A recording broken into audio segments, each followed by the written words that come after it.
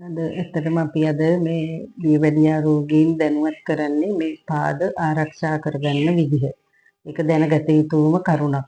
සියලුම දීවැඩියා රෝගීන් මුහුණ වගේම ආරක්ෂා කරගන්න ඕනේ පාදත්. මොකද පාදවල සිරිප්පු නැතුව, පාවහන් නැතුව ඇවිදීම කරන්නම එපා. එහෙම කළොත් යම්කිසි පොඩි දෙයක් ඇති. ඇනිලා ඒක දැනෙන්නෙත් නැහැ. ස්නායු දුර්වලතාව නිසා ඒක ලොකු තුවාලයක් බවට පත් වෙලා කකුල් කපන තත්ත්වයට පත් කරගන්න නැතුව අපි අවබෝධයෙන් කටයුතු කරන්න ඕනේ. පාවහන් පැලඳගෙන ඉන්න ඕනේ. එළිය ඇවිදිනවා නම් අනිවාර්යයි.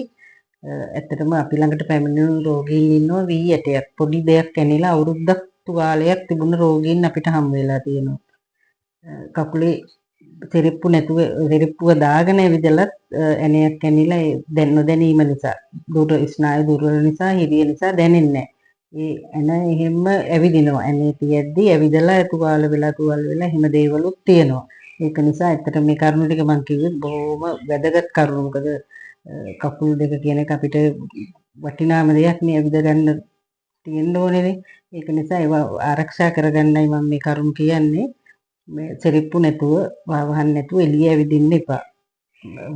මේ ගේ ඇතුළටත් වෙනම දෙකක් හරි සිරිප්පු පාවහන් දෙකක් පැලඳගෙන ඉන්නවා නම් වඩාත් ආරක්ෂාකාරී වෙනවා. පාවහන් පැලඳගෙන ඒ වගේ දීවැඩියා රෝගීන් එහෙම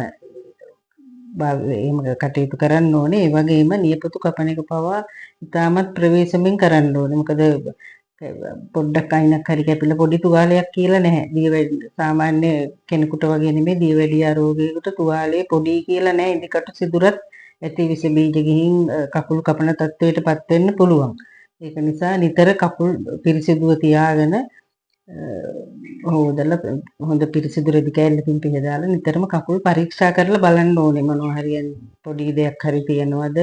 එහෙම තියෙනවා නම් තමන් ඒකට බෙහෙත් දාන්න නැතුව වෛද්‍යවරයෙක් ළඟට ගිහින් අවශ්‍ය විදිහට ඒව කරගන්න ඕනේ. පොඩි සීරීමක් වුණත් ඒ දේ ගැන අපි විමසිලිමත් වෙන්න ඕනේ. මොකද නැත්තම් අන්තිමට කකුලක් අහිමි වෙන තත්ත්වයටපත් වෙනවා. හිතන්නේවත් නැහැ මේ වගේ සුළු දෙයකින් මෙහෙම දෙයක් වෙයිද කියලා. නමුත් දීවැඩියා රෝගියෙක් ඒ ගැන බොහෝ දුරට කල්පනා කර යුතුයි. මොකද ඔක තමන්ට කරගන්න පුළුවන්. තමන්ගේ උනන්දුව තියෙනවා නම් කකුල් ආරක්ෂා කරගන්න පුළුවන්. පාවහන් නැතුව එළියේ කිසිසේත්ම ඇවිදින්න එපා. ඒ වගේම මේ කකුල් පිරිසිදුවම තියාගන්න ඕනේ. ඒ වගේම මේ සීනි පාලනය සියල්ලම කරගෙන සියල්ලම තියෙන්න ඕනේ. වත් කරුණක් තමයි ඇත්තටම මේ පාවහන් අපි වෙළඳ පොලෙන් ඒවා මිලදී ගන්නකොට කකුලට ගොඩක් තද විදිහට ඒ පාවහන් ගන්න හොඳ නැහැ. කකුල් කැපෙන එහෙම නැතුව අපි සුමුදු වගේ සොෆ්ට් වගේ එහෙම ඒවා ගන්න ඕනේ. මොකද තද ඒවා ගත්තොත් ඒ කකුල් කැපිලා තුවාල ඇති වෙන්න පුළුවන්. ඒවත් වැදගත්. ඒක නිසා මම ඇත්තටම කියනවා කකුල් ආරක්ෂා කරගන්න මේ කරුණු ටික මේ ගොඩාක් හිතට ගන්න කියන එක තමයි කියන්න තියෙන්නේ. මගේ මේ දියවැඩියාව නිසා කකුලේ කැක්කුමට විසඳුමක් නැද්ද බං කෙල්ලේ? අයියෝ තාත්තේ යන්නකො හරිද්‍රායකට. දියවැඩියාව නිසා පාද දුර්වලද, වේදනා, හිරිය, දැවිල්ල පවතීද? ස්නායු දුර්වලතා නැති කර නිසකවම සුවය ලබන්න. පැමිණෙන්න. නැත්නම් ඖෂධීය තෙල් පොට්ටනි ගෙන්වා ගන්න. විමසන්න වෛද්‍යාචාර්යනී MAS මණිකේ 0779 795 886. හරිද්‍රා ආයුර්වේද පහළයාගොඩ ගම්පහ. අදම යනවා මම එතනට.